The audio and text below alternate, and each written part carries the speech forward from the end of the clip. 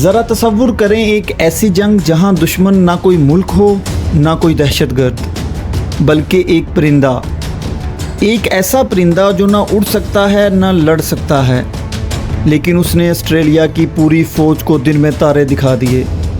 یہ کوئی کہانی نہیں، یہ ہے آسٹریلیا کی تاریخ کا ایک سچا اور حیران کن واقعہ، دی گریٹ ایمو وار۔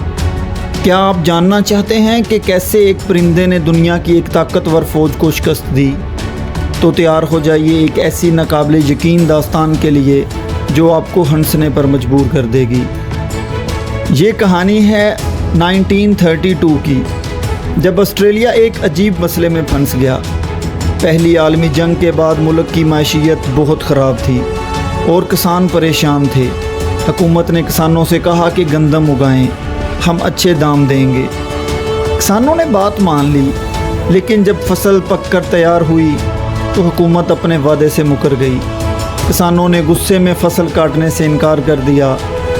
انہیں کیا معلوم تھا کہ ایک اور بڑی مصیبت ان کا انتظار کر رہی ہے۔ آسٹریلیا میں ایک بڑا پرندہ ہوتا ہے جسے ایمو کہتے ہیں۔ یہ شتر مرغ جیسا ہوتا ہے لیکن اڑ نہیں سکتا۔ اس کا بریڈنگ سیزن ختم ہو چکا تھا اور وہ کھانے کی تلاش میں نکلے۔ انہیں مغربی آسٹریلیا کے گندم کے کھیت نظر آئے۔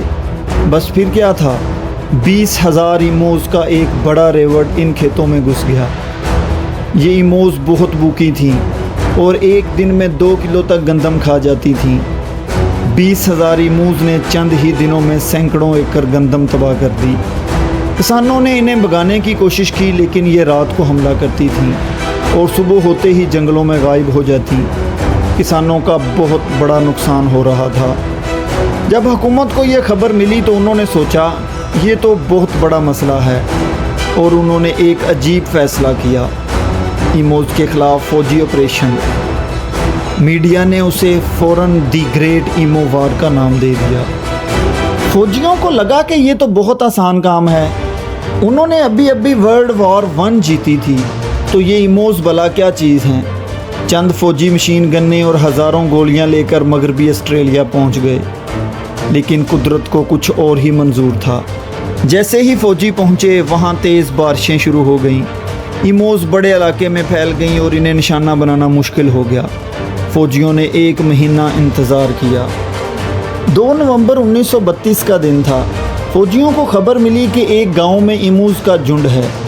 جب فوجی وہاں پہنچے تو مقامی لوگوں نے ایموز کو اکٹھا کرنے کے لیے کوشش کی، لیکن وہ الٹا بکھر گئیں۔ ایموز کی ٹانگیں بہت مضبوط ہوتی ہیں اور وہ 70 کلومیٹر فی گھنٹہ کی رفتار سے بھاگ سکتی ہیں۔ فوجیوں نے فائر کھول دیے، لیکن صرف 5 سے 7 ایموز ہی ماری گئیں، باقی سب ایسے غائب ہو گئیں جیسے دن میں تارے۔ پہلا حملہ بری طرح ناکام رہا۔ 20,000 میں سے صرف چند ایموز کا مرنا فوج کے لیے شرمندگی کا باعث تھا۔ فوجیوں نے پھر ایک اور حکمت عملی اپنائی۔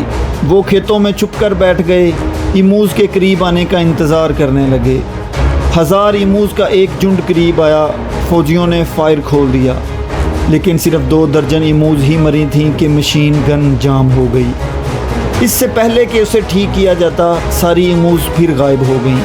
اس طرح پھر دوسرا حملہ بھی ناکام رہا۔ فوجیوں نے دیکھا کہ ایموز گروپس میں رہتی ہیں اور ہر گروپ کا ایک لیڈر ہوتا ہے جو آنے والے خطرے پر نظر رکھتا ہے۔ جیسے ہی فوجیوں کے آنے کی بھنک پڑتی ہے وہ لیڈر باقی ایموز کو بھگا دیتا ہے۔ فوجیوں کو ایموز کے خلاف یہ جنگ بہت بھاری پڑ رہی تھی۔ آخرکار فوج نے اپنی حکمت عملی بدلی۔ انہوں نے مشین گن کو ایک گاڑی کے پیچھے لگایا اور چلتی گاڑی سے ایموز پر فائر کرنے کا فیصلہ کیا، لیکن ایموز بہت چالاک تھیں۔ گاڑی کو کچے راستے پر چلانا مشکل تھا اور بھاگتی ایموز کو نشانہ بنانا اور بھی مشکل۔ کئی گولیاں چلانے کے بعد بھی صرف چند ایموز ہی ماری گئیں۔ ایک بار تو ایک ایمو گاڑی کے سٹیئرنگ میں پھنس گئی اور گاڑی جھاڑیوں میں جا کر کریش ہو گئی۔ اس کوشش میں 2000 گولیاں چلائی گئیں، لیکن صرف 200 ایموز ماری گئیں۔ یہ حکمت عملی بھی بری طرح ناکام رہی۔ ایک اور ناکامی کے بعد آپریشن کو کچھ عرصے کے لیے روک دیا۔ جب دوبارہ شروع کیا گیا تو اس بار تھوڑی کامیابی ملی۔ تقریباً 1000 ایموز کو مارا گیا، لیکن اس کے لیے 10,000 گولیاں چلانی پڑیں، یعنی ایک ایمو کو مارنے کے لیے 10 گولیاں۔ جب یہ بات پارلیمنٹ میں پہنچی تو سیاستدانوں نے فوج کی کارکردگی پر سوال اٹھائے۔ ایک سیاستدان نے تو یہاں تک کہہ دیا کہ اگر کسی کو میڈل دینا ہے تو وہ ایموز کو دینا چاہیے، جنہوں نے 10 میں سے 9 گولیوں سے خود کو بڑی چالاکی سے بچایا۔ اس آپریشن پر اس وقت $2000 خرچ ہوئے، جو آج کے $40 لاکھ سے بھی زیادہ بنتے ہیں۔ یہ آسٹریلین فوج کے لیے ایک شرمناک شکست تھی۔ ملٹری آپریشن بند کر دیا گیا، یعنی ایموز یہ جنگ جیت چکی تھیں۔ وقت گزرتا گیا، ایموز کی آبادی بڑھتی گئی اور کسان ہر سال نقصان اٹھاتے رہے۔ حکومت نے ایک نئی حکمت عملی اپنائی۔ انہوں نے کسانوں میں ہتھیار بانٹ دیے اور انعام کا اعلان کر دیا کہ جو کسان جتنی زیادہ ایموز کو مارے گا انہیں اتنا ہی بڑا انعام دیا جائے گا۔ اس طرح یہ حکمت عملی کسی حد تک کامیاب رہی اور 2 سالوں میں 57,000 ایموز کو مارا گیا۔ لیکن جب یہ خبر بین الاقوامی میڈیا پر پھیلی تو جانوروں کے حقوق کی تنظیموں نے بہت شور مچایا۔ آسٹریلین حکومت کو یہ انعام کا نظام بھی بند کرنا پڑا۔ آج آسٹریلیا میں ایموز کی آبادی 6 سے 7 لاکھ کے قریب ہے۔ کسان اب اپنی فصلوں کے گرد باڑ لگاتے ہیں تاکہ جنگلی جانوروں سے بچ سکیں۔ یہ ایمو وار آسٹریلیا کی تاریخ میں ہمیشہ یاد رکھی جائے گی۔ ایک ایسی جنگ جہاں انسان نے فطرت کے سامنے گھٹنے ٹیک دیے۔ تو یہ تھی آسٹریلیا کی سب سے عجیب جنگ جہاں ایک پرندے نے فوج کو شکست دی۔ یہ کہانی ہمیں سکھاتی ہے کہ فطرت کو قابو کرنا کتنا مشکل ہوتا ہے اور بعض اوقات انسان کو اپنی غلطیوں سے سیکھنا پڑتا ہے۔ یہ ایک سبق ہے جو ہمیں کبھی نہیں بھولنا چاہیے۔